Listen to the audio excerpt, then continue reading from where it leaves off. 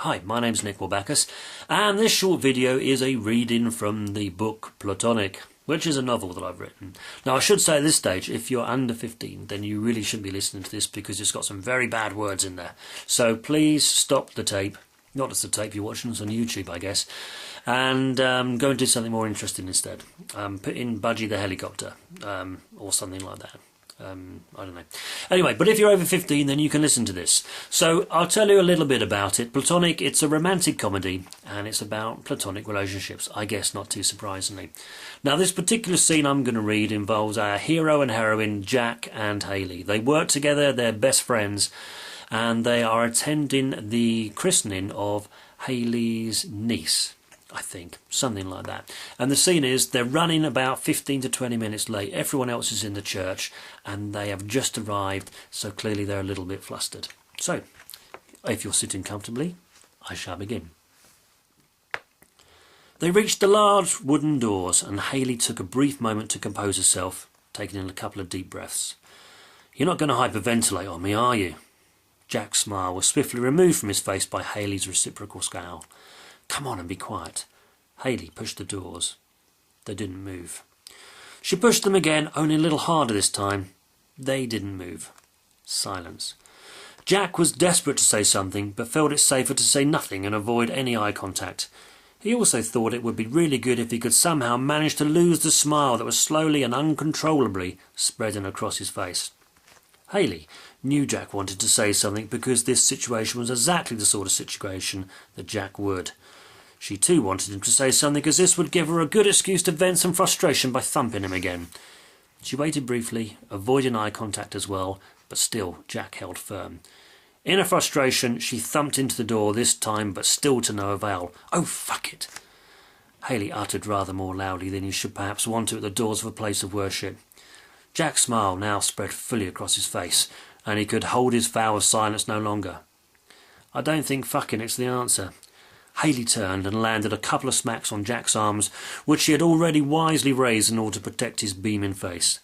After the initial assault, he peered out from behind his hands to see Hayley standing, hands on hips, foot tapping, and desperately trying to stop a road smile from forming.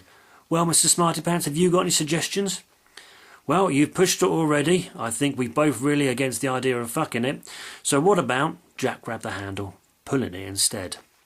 The door started to move and Jack started to smile. His smile, however, did not last too long, as the door not only creaked with the kind of deep, chilling echo of a creak you would expect to hear in a 1970s horror film as our two heroes enter some dark, deathly gothic castle. Enter some dark, deathly Gothic castle, that is hard to say, in deepest Transylvania, but it then seemed to get wedged against something and wouldn't open more than about 10 inches. Hayley couldn't help but laugh as Jack started to yank at the door repeatedly, his best efforts moving the door the smallest of fractions on each occasion. "Muscle man!" Hayley posed, much to Jack's amusement. Jack pulled the door twice more before deciding on a different attack. Sod it.